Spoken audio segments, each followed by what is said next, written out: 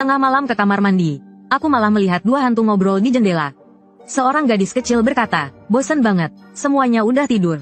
Wanita parubaya lainnya berkata, bukankah ada satu yang baru bangun? Ketakutan. Aku segera menutup mata dan berpura-pura tidur. Lalu gadis kecil itu berkata, dia tidur lagi. Wanita parubaya itu menghela nafas. Tadinya mau kasih tahu dia kesempatan jadi kaya. Kayaknya dia nggak berjodoh. Hatiku berdebar. Dulu pernah dengar cerita hantu kecil pembawa rezeki. Jadi hantunya datang ngasih uang. Jangan-jangan aku kehilangan miliaran rupiah? Baru kepikiran itu. Aku mendengar gadis kecil itu berkata lagi. Uang sekantong di bawah jembatan danau buatan itu. Kalau nggak diambil, nanti busuk. Jangan ngomong sembarangan, nyesel nih bawa kamu ke sini. Ayo pergi. Lalu tidak ada suara lagi. Perlahan aku membuka mata. Kedua hantu itu menghilang. Keesokan paginya, Anti, teman sekamarku, seperti biasanya meramal kami. Memberitahu kami warna baju yang harus dipakai hari ini. Dan hal-hal yang perlu diperhatikan. Tapi saat giliranku, Anti malah berkata, kamu akan celaka, mati di air. Aku langsung panik. Aku berencana pergi ke danau buatan kampus. Di sana ada jembatan kecil, tapi danaunya dangkal. Bagaimana mungkin bisa mati? Setelah berpikir sejenak, aku menceritakan kejadian semalam pada Anti. Kamu bodoh ya, hantu kecil pembawa rezeki apaan? Itu dua hantu air yang cari tumbal. Uang itu umpannya. Aku langsung merinding. Untung ada teman sekamar yang ngerti. Kalau tidak, aku benar-benar mati. Tapi, teman sekamar kami yang lain, tidak percaya. Dia diam-diam pergi ke bawah jembatan untuk mencari uang. Dan dia benar-benar menemukan uang 100 ribuan. Yu berteriak kegirangan. Kayak nih, aku kesal setengah mati. Lalu aku bertanya pada Anti. Katanya hantu air cari tumbal. Kok begini? Sebenarnya gimana sih? Anti mengerucutkan bibirnya. Yu nggak kenapa-napa. Bukan berarti kamu juga aman. Tapi ramalan Yu memang menunjukkan. Dia akan dapat rezeki nomplok hari ini. Aku langsung terdiam. Ini kan seharusnya rezeki nomplokku. 100 ribu rupiah. Uang ini dianggap milik siapa? Yu langsung marah saat mendengar uang itu harus dibagi. Tentu saja uang ini milikku. Ku berendam di air selama 1 pagi penuh untuk menemukan uang ini. Mana mungkin milikmu? Kalau aku nggak kasih tahu kamu, kamu bisa nemuin uang itu? Kenapa kamu nggak cari sendiri? Kamu kan takut mati. Aku terdiam. Lalu bertanya lagi pada Anti. Menurutmu gimana dong? Anti malah berkata, peruntunganmu paling lemah di urusan keuangan. Kamu nggak punya hoki rezeki nomplok. Pergi ke sana. Aku bisa mati. Aku malah makin kesal. Kalau aku nggak punya hoki, kenapa dua hantu itu memberiku uang? Mereka ingin mengorbankan nyawamu. Aku sedang menyelamatkanmu. Saat itu, Sanshan, teman sekamarku berkata, sudah, jangan bertengkar. Menurutku, Xiao Yu harus memberi Huang sedikit uang. Jangan terlalu egois. Xiao Yu langsung menghitung 1000 yuan dan melemparkannya ke arahku. Mau uang, kan? Nih, aku membanting pintu dan pergi karena marah. Malam harinya, aku kembali ke kamar. Ku lihat Xiao Yu membeli ponsel dan laptop baru. Yang paling membuatku kesal adalah dia membelikan Wanting dan Sanshan. Tas Prada keluaran terbaru. Seharusnya itu semua milikku. Bahkan rasa terima kasih mereka juga seharusnya untukku. Tapi sekarang aku tidak punya apa-apa. Yang lebih menyebalkan lagi, Xiao Yu menyewa apartemen mewah. Sebelum pergi, dia meninggalkanku sepatah kata. Katanya tinggal 1 kamar denganku. Orang yang serakah akan mempengaruhi keberuntungannya. Aku gemetar di balik selimut karena marah. Aku bahkan mulai curiga mereka bertiga berkomplot melawanku. Semakin kupikirkan, semakin tersiksa aku. Begitu terus hingga larut malam. Samar-samar aku mendengar suara dua hantu itu lagi. Gadis kecil itu berkata, tidur lagi, membosankan. Wanita parubaya itu menghela nafas. Tadinya ingin memberinya kesempatan kaya lagi. Sepertinya tidak berjodoh. Aku terkejut. Aku ingin langsung duduk dan menerima kesempatan ini. Tapi aku ingat mereka hantu. Aku tidak boleh gegabah mengambil risiko. Saat itu, gadis kecil itu berbicara lagi. Di bawah tiang ketiga pavilion oktagonal di tengah danau ada 10 batang emas.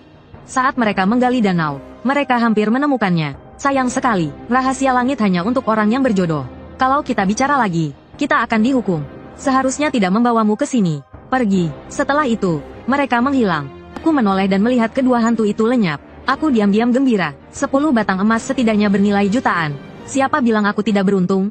Apa yang menjadi milikku akan tetap menjadi milikku. Aku segera turun dari tempat tidur dan bersiap pergi ke pavilion di tengah danau untuk mengambil emas. Setelah berpakaian, aku melihat Wanting menghalangi pintu.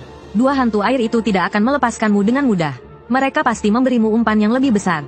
Aku terkejut. Bagaimana dia tahu kedua hantu itu datang lagi? Tapi aku tidak ingin melewatkan kesempatan ini lagi. Jadi aku bilang aku ingin jogging malam untuk menenangkan diri. Tak disangka, Wanting menarikku. Pernahkah kau berpikir kenapa dari 4 orang di kamar ini, hanya kau yang bisa mendengarnya? Jelas sekali mereka mengincarmu. Lagi pula, hantu hanya memberikan keberuntungan sekali.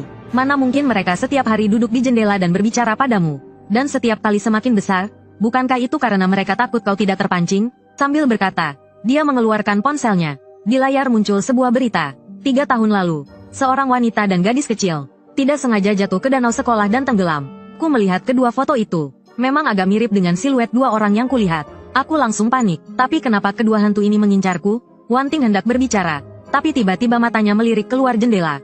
Mereka belum pergi. Jika aku membocorkan rahasia mereka, kita semua akan mati. Kakiku lemas. Hampir saja aku jatuh. Tapi kekayaan yang melimpah ini ada di depan mata. Sayang sekali jika tidak diambil. Maka aku menyarankan Wanting untuk mengambil batangan emas itu. Setelah selesai, kita bagi dua. Siapa sangka, Wanting langsung menolak. Tidak mungkin ada batangan emas di sana. Siapapun yang pergi akan mati. Aku berkeringat dingin lagi. Tapi setelah kembali ke asrama malam itu, aku menyadari sesuatu terjadi. Sansan, teman sekamarku, menghilang. Bahkan barang bawaannya pun tidak ada. Aku segera menghubunginya.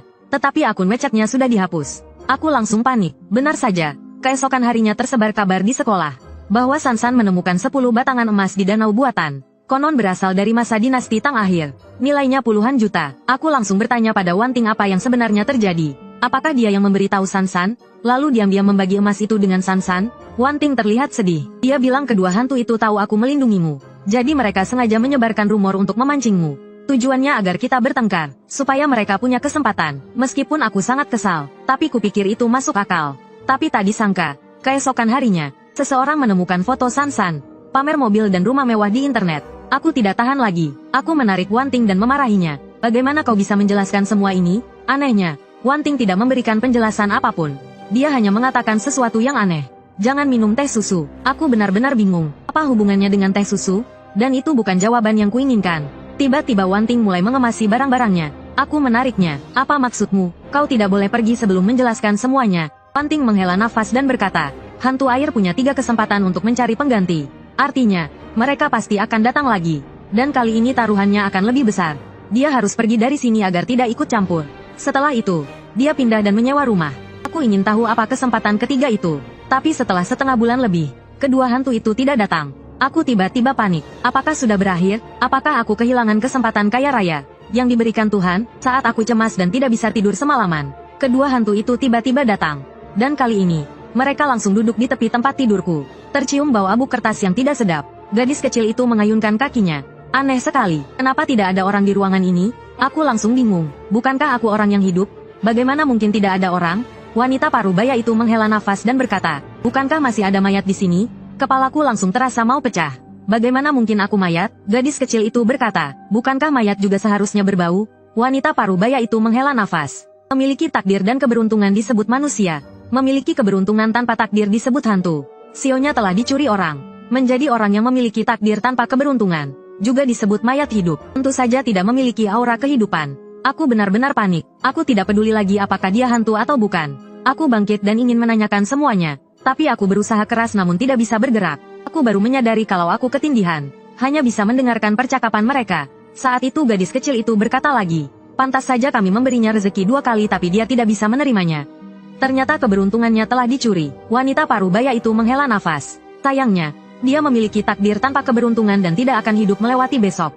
Tidak ada gunanya memberinya kekayaan lagi. Lebih baik kita pergi. Gadis kecil itu berpikir sejenak dan berkata, besok adalah festival Dewi Mengpo. Dewi Mengpo akan keluar menjual teh susu pada pukul 12 siang. Jika hantu meminumnya, mereka akan naik tingkat. Jika manusia meminumnya, mereka akan mencapai pencerahan. Saat itu dia bisa meminta kembali sionya. Wanita parubaya itu segera mencegahnya. Bagaimana kau bisa sembarangan membocorkan rahasia surga? Seharusnya aku tidak membawamu ke sini. Ayo cepat pergi. Setelah mengatakan itu, kedua hantu itu menghilang. Dan aku juga tiba-tiba terbangun dari perjuanganku. Reaksi pertamaku adalah mencium lenganku sendiri. Hanya tercium aroma sabun mandi. Aku orang biasa, tidak bisa membedakan apa itu aroma manusia. Hanya saja punggungku terasa dingin. Aku berusaha menenangkan diri. Jika kedua hantu itu ingin menjadikanku tumbal, mengapa repot-repot begini? Lagi pula sekarang tidak ada Wanting yang menghalangi mereka. Mereka punya 1000 cara untuk mencelakaiku. Tapi kenapa mereka membahas masalah sioku? Lagi pula aku juga belum pernah mendengar hantu air mencari tumbal yang harus memiliki sio. Lalu kupikir lagi tentang Wanting. Dari sekian banyak orang di sekolah, hanya padanya aku memberitahu tanggal lahirku. Selama di sekolah, dia setiap hari meramal nasib kami. Mungkinkah dia benar-benar punya tujuan lain? Intinya, dia bilang pindah ya pindah saja. Mungkinkah dia tahu aku akan mati besok? Jadi dia memutuskan hubungan lebih dulu untuk menghilangkan kecurigaan. Lalu, Entah kenapa dia melarangku minum teh susu. Apakah dia takut aku akan mendapatkan kembali sioku? Aku kembali berkeringat dingin, karena aku sudah mencurigai Wanting. Aku tidak bisa sekaligus mencurigai kedua hantu ini. Apalagi dengan dua pelajaran pahit kehilangan kekayaan sebelumnya. Terus-menerus menyerang sarafku. Jika aku melewatkan kesempatan ini lagi, aku bukan hanya kehilangan kekayaan, tapi nyawaku. Jadi aku memutuskan untuk mengambil risiko ini. Aku mengambil ponselku dan mencari kuil Dewi Mengpo terdekat. Keesokan paginya aku pergi ke sana untuk membakar dupa dan berdoa. Siapa sangka, ternyata itu adalah kuil kecil yang sangat bobrok. Sudah lama tidak ada yang bersembahyang di sana. Hanya ada buah dan kue yang berjamur. Kuil itu terasa sangat menyeramkan. Aku tidak berani berlama-lama. Aku hanya membakar dupa, bersujud, dan meninggalkan 100 yuan sebagai sumbangan. Lalu segera pergi. Siapa sangka, baru saja keluar, aku bertemu dengan seorang nenek bungkuk. Nona muda, mau minum teh susu? Hatiku berdebar kencang. Ini pasti Dewi Mengpo. Aku segera berlutut dan bersujud 3 kali. Aku menerima teh susu itu dan meminumnya seteguk besar. Seketika aku merasakan sensasi aneh. Aku membuka tutupnya, berniat menghabiskannya sekaligus. Tiba-tiba, sebuah tangan meraih lenganku. Jangan diminum. Aku menoleh dan melihat seorang pendeta Tao. Ini air mayat hantu air. Kau akan mati jika meminumnya. Aku melihat teh susu itu lagi. Teh susu itu telah berubah menjadi air berwarna hijau gelap yang bau. Aku berteriak dan melemparkannya, lalu terus muntah. Apa yang terjadi? Kata pendeta Tao. Setiap hantu air hanya bisa mencari pengganti di perairan tempat mereka mati. Jika perairan itu mengering, mereka hanya bisa menggunakan air mayat sebagai gantinya. Sepertinya kau telah diincar oleh hantu air. Kepalaku serasa mau meledak. Tapi bagaimana mungkin hantu air berani menyakiti orang di depan kuil Dewi Mengpo? Pendeta Tao berkata, kuil ini sudah lama tidak disembahyangi dan telah dikuasai oleh hantu jahat. Kau terlihat seperti sedang menghormati dewa, padahal sebenarnya sedang menyembah hantu. Kau datang kemari untuk mati. Aku langsung jatuh terduduk di tanah. Sepertinya aku benar-benar tidak bisa mempercayai perkataan hantu. Aku memohon kepada pendeta Tao untuk menyelamatkanku. Pendeta Tao menatap kepalaku sejenak, lalu wajahnya berubah drastis. Nak, ubun-ubunmu memancarkan cahaya hijau. Ini berarti siomu telah dicuri. Aku langsung hancur. Ternyata Wanting juga mencelakaiku. Aku tidak menyangka perkataan manusia juga tidak bisa dipercaya. Pendeta Tao mengelus jenggotnya dan berkata, siomu pasti sangat unik. Karena bisa diincar oleh manusia dan hantu sekaligus. Coba kulihat. Aku segera memberitahunya sioku. Pendeta Tao menghitung dengan jari-jarinya, lalu tiba-tiba mengerutkan kening. Nak, kau tidak percaya padaku. Orang dengan sio ini seharusnya sudah mati 10 tahun yang lalu. Sepertinya pendeta Tao ini memang hebat. Yang kuberikan padanya adalah sio kakekku. Aku segera meminta maaf padanya. Pendeta Tao mengerti perasaanku. Setelah menghitung sioku yang sebenarnya, ia menghela nafas panjang. Begitu rupanya. Apakah kau sering meminta orang untuk meramal nasibmu? Dan apakah kau terutama meramal tentang keberuntungan? Aku segera menceritakan tentang Wanting yang setiap hari. Aku menceritakan tentang ramalan itu padanya. Pendeta Tao itu mengelus jenggotnya. Benar sekali, dialah yang mencuri 8 karaktermu. Setiap karakter 8 karaktermu membawa keberuntungan. Ini adalah konfigurasi yang sangat bagus yang hanya terjadi sekali seabad. Dan mulai bulan September tahun ini, kau akan mengalami keberuntungan besar selama 30 tahun. Kekayaan langsung dan tidak langsung akan datang kepadamu.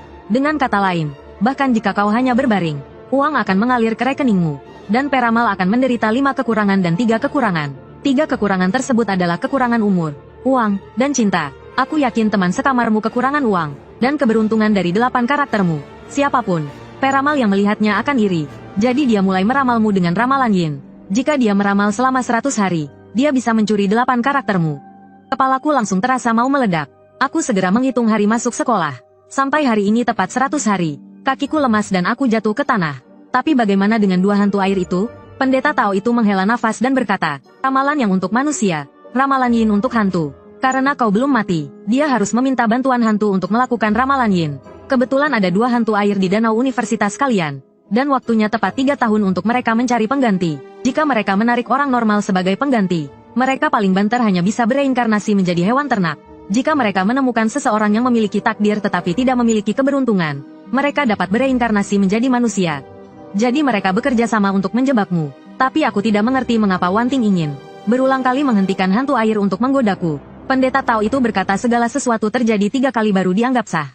Misalnya, menyembah dewa harus membungkuk 3 kali. Tapi hari ini adalah yang ketiga kalinya. Mengapa Wanting mengingatkanku untuk tidak minum air perut ini? Pendeta Tao itu berkata, 1 menyanyi dan 1 menimpali baru disebut pertunjukan. Kalau tidak, bagaimana kau bisa meminumnya? Aku tiba-tiba mengerti. Aku segera berlutut dan memohon pendeta Tao untuk menyelamatkanku. Pendeta Tao itu kemudian mengeluarkan jimat.